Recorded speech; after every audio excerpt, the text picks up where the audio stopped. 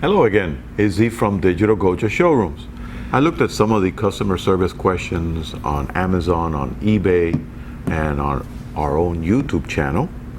And I noticed that there were questions on how to work with the Sigma 70 to 300 millimeter lens on a crop sensor camera.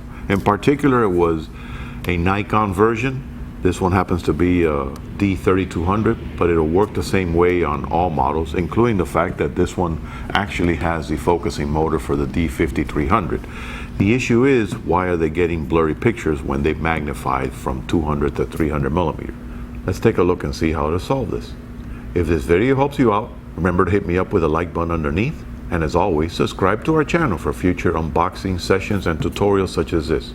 And don't forget, when in Miami, visit Digital Goja Showrooms. Now, this lens is a DG designation, so of course that means it's meant for full frame cameras, but of course you can use it on a crop sensor like this. But here is where it becomes interesting. When you start zooming from up to 200 and 300 millimeter, remember that's a millimeter perspective for a full frame camera. On this guy, you're actually getting a 1.5 conversion factor. So it's no longer a 200 millimeter. This is gonna be closer to a 350, and this guy's gonna be closer to like a 450, almost a 475 millimeter telephoto lens. And this version has no image stabilization. So guess what? When you're working on this mode, you have to go into shutter priority and pick a much faster shutter speed. So you're gonna have to work with shutter speeds of, for example, I would say something like this, like 1/500th of a second. At that shutter speed, you'll still be able to hold the lens and maintain it steady and be able to take a shot without it being blurry. But if you leave it on the auto setting, the camera is not going to take into consideration that you're working with this much magnification, and it could pick a much slower shutter speed.